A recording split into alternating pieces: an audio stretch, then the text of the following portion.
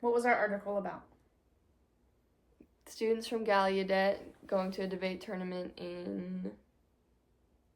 I think that we just did the debate tournament itself. Okay. I don't remember what Went to a debate tournament and won a trophy for their first year. It's a first year in 5 years the Gallaudet has competed. Yeah. And this is the first year they've won out of the 5 years. So they got the novice trophy because it was the first year for them participating. Mm-hmm. Do you want to read what the question was? As I put it on the screen. The question they were given, they got the trophy for, was which institutions, public or private, should hold primary responsibility in preparing people to be on the outlook for misinformation and disinformation? It was a very loaded question. They ended up capitalizing their talking points on adding community notes to whatever platform it's on, and with spreading misinformation online. Misinformation and disinformation, and they their idea gained a lot of interest with the judges because it was such a quick implementation. It wouldn't be something that would take a long time to implement. Yeah, just a quick little typey. Yeah. I found it interesting that other universities that participated weren't just deaf universities. Yeah. So it was the U.S. Air Force University, Rutgers was also there, and there was a couple other University of San Francisco. Yeah.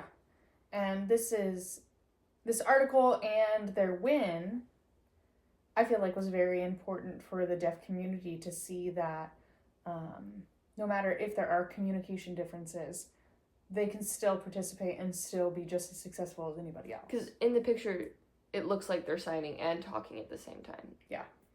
Which, I could not do that. It would be very difficult. So they must have a lot of experience with that, whether that's they come from a deaf family or... been learning ASL since they were little or something. Something, because we don't know their experience. We don't know their personal experiences. We don't know their medical history. We don't know... we're not privy to that information, so we don't know. Which we don't need to know. We don't. And it doesn't matter either way because... It's impressive nonetheless. Yeah, it's impressive nonetheless, even without that, but having that added complexity of being deaf, knowing ASL, doing all of those things, and still participating on this platform, that's important to celebrate and to honor. It's important to the deaf community because you don't see them competing in a lot of things with hearing people. Yeah. Since it is harder. They're very secluded. Not secluded. They don't do it to themselves. The world does it to them. The world does it to them. I was like, that's a really incorrect. The world excludes them from things because then they have to work harder to accommodate them. Yes. When I took ASL in high school, we got extra credit for going to the School for the Deaf basketball games and things like that. That would be so much fun, bro. It was really neat. It was a really good experience. But you're right. It was either this is the deaf community right here, or we have our own basketball at our own high school. There wasn't a lot of blending, and I appreciate that for this. It was a blending, and they were treated the same just as everybody else. Mm-hmm. And they weren't. Yeah, which is different from what I experienced when I took ASL in high school. Yeah.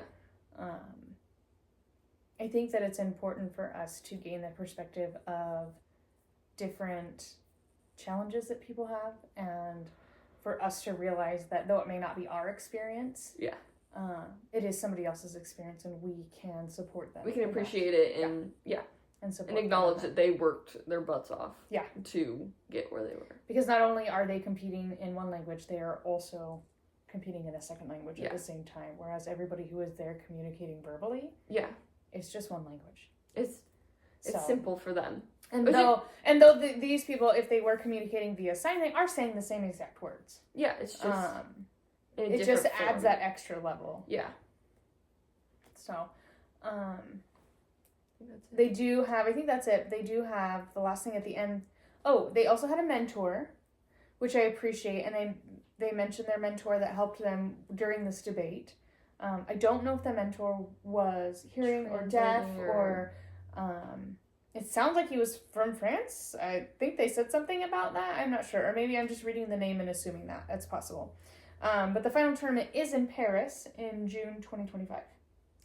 So they get to go on and compete even more, which will be interesting to follow that story and see how the French deal with more right? Americans. And that may be a barrier as well, because ASL is different than whatever France. Yep, sign because it's language American sign language, so the sign language over there may be different. So that will be interesting to see how that will work.